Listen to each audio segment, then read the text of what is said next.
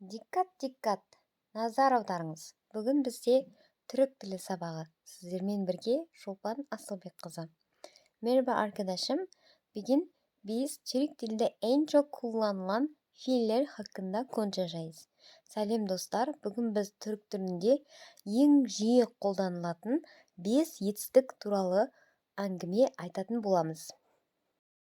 Бірінші сөзіміз диккат. Сіз бұл сөзді әуежайда, автовокзалда көп естисіз. Яғни ол назар аударыңыз деген сөз. Внимание деген секілді. Мысалы, диккат. Sayın yolcularımız Türkistan'a gidecek olan uçağımız geç kalıyor. Назар аударыңыз, құрметті жолаушылар, Түркістанға ұшатын ұшағымыз кешігіп жатыр. Диккат етмек етістігінің тағы бір мағынасы байқа, сақ бол. Мысалы, dikkat et, başına tuğla düşmesin. Байқа, басыңа кірпіш түспесін. Kendine dikkat et деген сөз бар. Ол өзіңе ықтият бол, яғни өзіңе қарап жүр деген мағынаны береді. Түріктерде мынадай нақыл сөз бар. Dikkat eden kazanır. Яғни сақ болған, байқап жүрген адам жеңеді. Қазақшада қалай?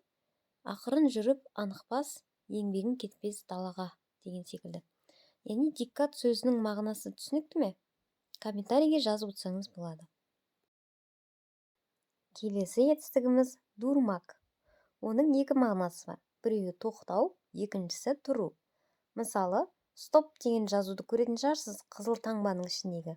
Ол түріктерде дур, яғни тұр, тоқта, тоқтап қал, тоқтаңыз деген сөз.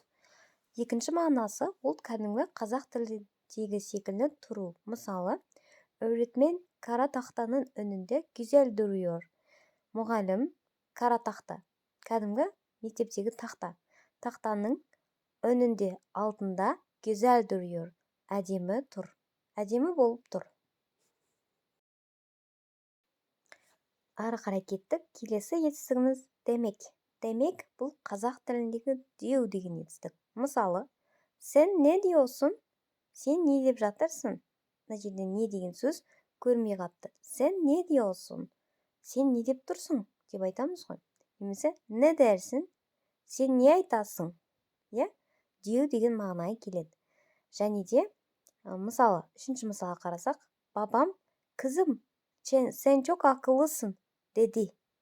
Қызым, әкем, қызым, сен өте ақылсың деді. Яғни тура қазақ тіліндегі секілді деді, деу, не дейсің, яғни сөзіне сәйкес келеді екен. Алайда демектің екінші мағынасы бар. Ол мағына беру. Мысалы, казакчада локанта не демек? Қазақ тілінде лаканта сөзінің мағынасы не? Біз айтамыз, казакчада лаканта мейрамхана демек. Қазақ тілінде лаканта сөзінің мағынасы мейрамхана. Немесе, бұл не демек? Бұл не деген сөз? Бұл не деген мағына береді? Деген ұғымды білдіреді. Келесі етістігіміз çalışmak. Çalışmak жұмыс істеу деген мағынаны береді. Сосын тырысу деген мағынаны береді. Мысалы, ben okulda çalışıyorum. Мен мектепте жұмыс істеймін. Sen okulda çalışıyorsun. Сен мектепте жұмыс істейсің. Түсінікті ғой.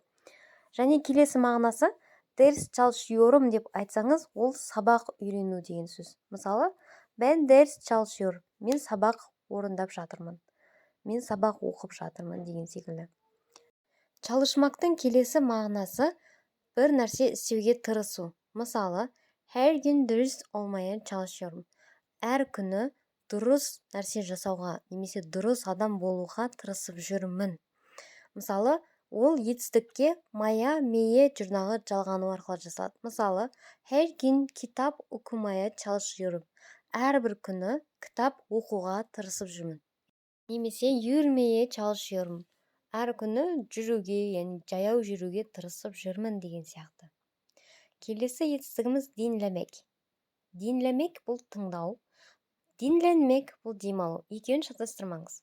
Бір ғана әріп, н әріпі қосылса, ол демалу, dinlenmek. Dinlemek ол тыңдау. Ал енді мысал келтірейік. Мысалы, ben müzik dinlemiyorum. Men muzika tınlamаймын. Ben müzik dinlemiyorum. Al ikinci misal dinlenmek. Ben her ay Türkiye'de dinlenmek istiyorum. Men her bir ay Türkiye'de demalgım keledi. Demalu al dinlemek ol tыңдау деген söz. Arkadaşlar benim dersimi gördüğünüz için, dinlediğiniz için size çok teşekkürler. Sizlerге рахмет бірге болған, тыңдаған соңына дейін. Әрбіріңіз басқан қадамдарыңызға гүл бітсін, білім жолында дами берейік, өсе берейік, өркендейік. Сіздермен бірге болған Шолпан Асылбекқызы. Каналға тіркеліңіз, лайк басыңыз. Сұрақтарыңыз болса комментарийге жазуды ұмытпаңыз. Сау болыңыздар, келе-келе, хоша қалың.